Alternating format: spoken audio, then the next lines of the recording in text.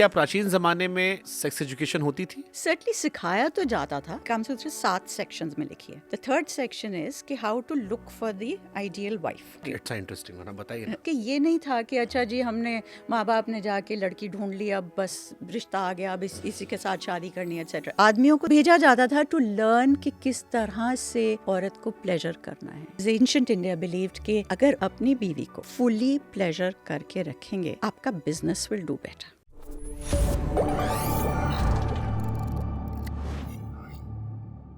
क्या प्राचीन जमाने में सेक्स एजुकेशन होती थी?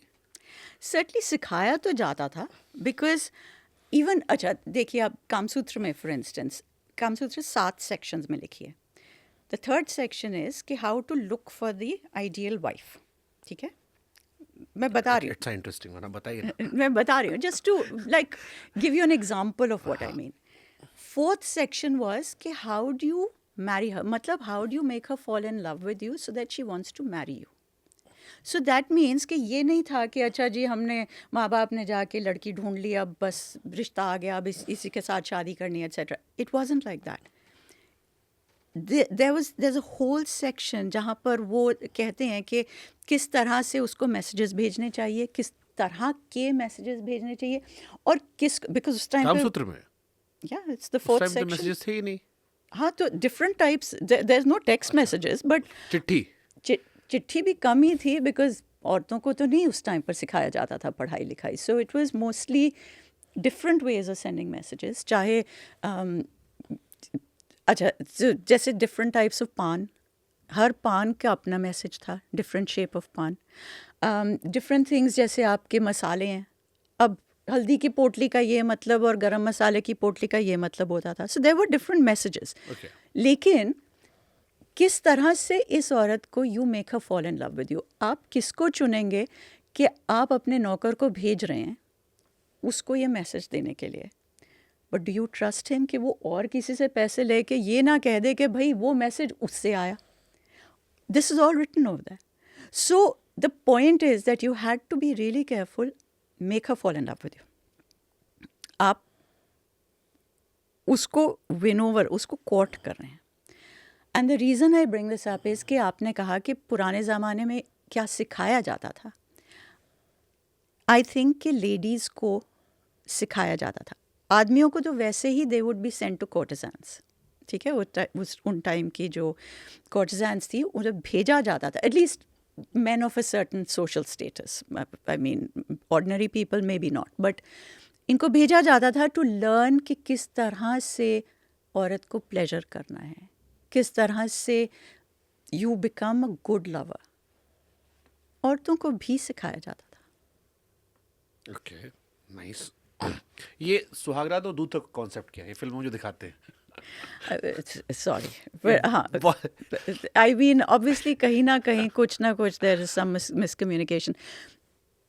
सो बीवी के साथ तो देयर वुड हैव बीन सुहागरात only, you know, I mean जो कोर्टिजान्स थी दे वर डिफरेंट, बट अब दूध वुड हैव बीन कि अच्छा एनर्जी के लिए ज़्यादा, आई गेस, वही मैं सोच सकती हूँ। I can't think of anything else. Khajuraho का मंदिर जो है, क्योंकि जब भी सेक्स को लेकर लोग अनकंफर्टेबल होते हैं बात करने में, तो कहते हैं देखो भाई प्राचीन ज़माने में वहाँ मंदिर थे। प्राचीन सभ्यता में दिखता है अलग अलग मूर्तियाँ जो होती हैं जिनको लेकर अब लोग अब असहज होते हैं। उस ज़माने में लोग सहज थे। वो क्यों थे? वो क्यों प्रिंट किए गए थे? उनके मायने क्या थे? और क्या उस समय भी प्राचीन भारत में लोग इतने ही शर्मीले, संकोची या इतने ही इस पे नुस्ख निकालने वाले थे जितने आज हैं?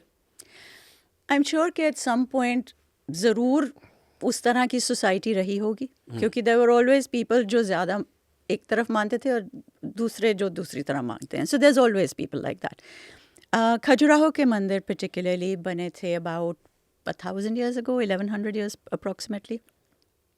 अगर आप वो मूर्तियों को देखो, देयर अबाउट 5% शायद जो एक्चुअली ग्रुप सेक्स के बारे हैं। The rest of them don't look it. लेकिन दोज वंस एक्चुअली वो ज़्यादा इरोटिक हैं जो आपको लगता नहीं है कि वो हैं। बिकॉज जैसे मैंने कहा कि वो, अब फॉर इंस्टेंस जो मैं गर्डल के मेखला की बात कर रही थी, हमारी जो जैन लिटरेचर है, बहुत ऑफन यू रीड कहानियों में, then the ladies came with their jingling girdles लिखा होता है। अगर आपको नहीं उसका मतलब पता, you don't know what it means, right? उसी तरह अ लॉट ऑफ द मूर्तिज over there, you don't understand what it means, but the idea is कि ये सब चीज़ आपके इरोटिक प्लेजर को रिप्रेजेंट करती हैं, ये सब मूर्तियाँ किसी ना किसी तरह. And that erotic pleasure was very important, क्योंकि जो नॉर्मल घर थे वो तो रही नहीं. आई मीन इट्स मोस्टली अब टेम्पल सर्वाइव किए हैं ना फ्रॉम 1000 years ago. जो नॉर्मल लोगों के घर थे वो तो खैर they've been destroyed now, but everybody would have had a couple of these sculptures outside their house. It was supposed to show barkat.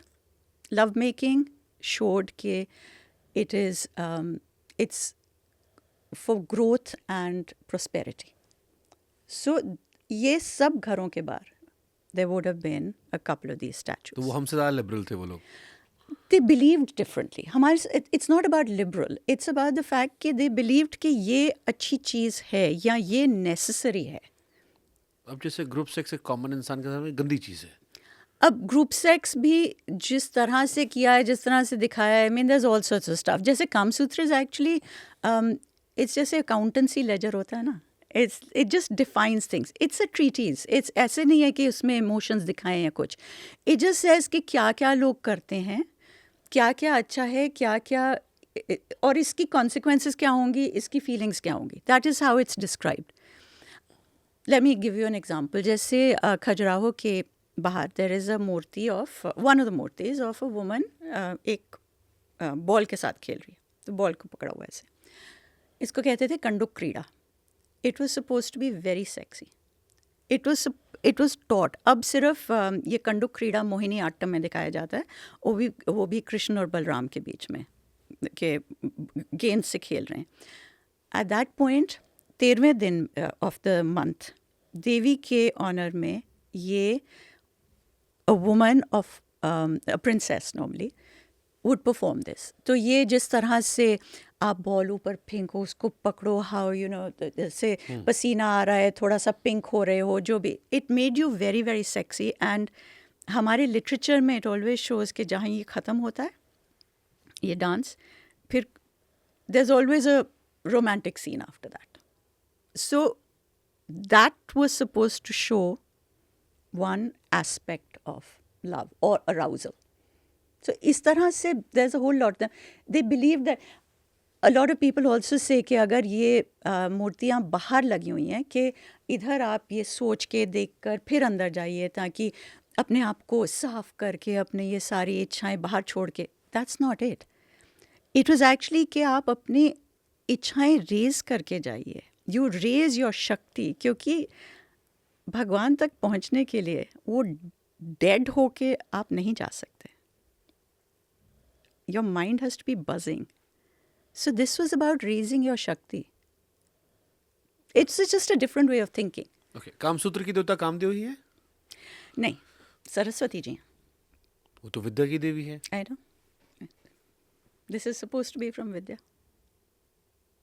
ये ट्रोल तो नहीं होंगे हम इस पे? वो उधर लिखा हुआ है भाई, मैं अब क्या करूँ, कामसूत्र में लिखा हुआ है she is the patron deity. Okay. तो फिर इस बारे में लोगों को पता क्यों नहीं है? क्योंकि किसको कामसूत्र के बारे में पता है?